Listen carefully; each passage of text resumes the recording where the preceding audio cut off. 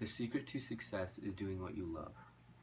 This is a speech by Steve Jobs at Stanford University for the commencement of the 2005 graduating class. So here's a picture of Steve Jobs, and I was wondering what his net worth is because we all know who he is, but I want to know what his net worth is. And it says here that in 2011, when he died, his net worth was 10.2 billion, and in 2015, he was estimated to have roughly around 19 billion. So Steve Jobs is a very influential figure, and in this speech he talks about how he became successful and how he did what he loved and became successful. He shares some valuable life lessons and gives us some very good tips in this speech. In this speech, I will talk about 3 different experiences that he attributes to him being successful: connecting the dots, loving loss, and death. The first of the 3 experiences is connecting the dots. Steve talks about how he was in college and dropped out because he didn't see the value in the classes he was taking. He didn't know what he wanted to do in life, so he dropped out and dropped into classes he thought looked interesting. He took some calligraphy classes because he thought it was fascinating. He didn't know at the time, but this class would set him up perfectly for success later. 10 years later, Apple was developed along with the Macintosh computer, and the calligraphy Steve learned is what developed into typography and fonts we have on computers. So without that class, computers would not be the same. That is where connecting the dots comes in. In the moment, you won't be able to see it, but you just have to trust the process, and you can connect the dots later and see how things that you didn't think would be big became a huge part of your success.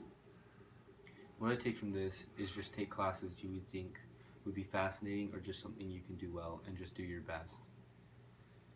As you're doing what you find interesting, cool, or something you love, you may find yourself not able to do that something for a time.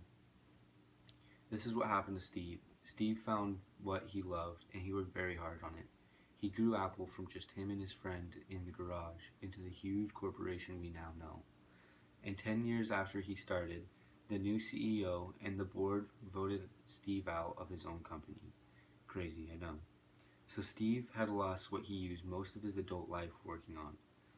Steve says he thought he was lost for a couple months, but decided not to sit around, and he decided to get to work again. So for 5 years, he created 2 new major companies, Pixar and Next. Pixar we all know, the movies we all watched growing up, and Next, a software company, was later used as the heart of Apple's new line of products. Steve didn't know at the moment, but looking back on it, he notices that being kicked out from his company was the best thing that could have happened to him. Steve lost what he loved, but he didn't give up, and he did something else. He made his other huge success companies that led him back to Apple, and without being kicked out, he would have never made Next, and Apple would not be the huge success we now know. What I learned from this is that when you work hard on something and lose it, don't give up. Work even harder, and these things will come back to you, and everything will come back together. Sometimes you will lose something forever, and Steve talks about this in his last experience.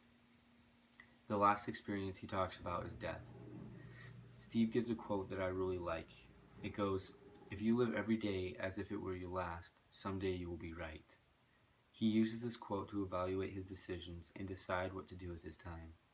He asks himself, if today were the last day of my life, would I want to do what I'm about to do today? I like this because we have all heard quotes like this one, but this one really has meaning, because it is something we can all do. We can all live our lives this way. Steve tells about when he was diagnosed with cancer and was proclaimed terminal. He was told to go get all of his affairs in order, basically saying prepare to die. Later he was found to be curable and was cured. He didn't want to die, obviously, but everybody dies and everyone is scared. It is the only destination we all share. Nobody can escape death, and that is the way it should be. With death closing in day by day, our time is short, and we should not waste any of it. We cannot waste time living someone else's life or let others' opinions or judgment get you down.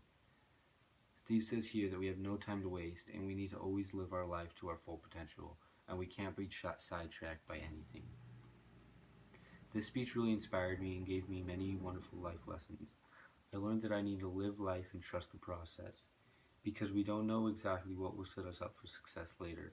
I also learned that I can't settle. I have to work my hardest all the time, and when it gets harder, I have to work even harder to get back where I want to be. And lastly, I have to stop myself from being sidetracked by anything. We all have to live our days as if it were our last. The speech ended with a powerful phrase from the Whole Earth catalog: stay hungry, stay foolish. So as I end, I would like to end wishing you the same. Stay hungry, stay foolish. Thank you.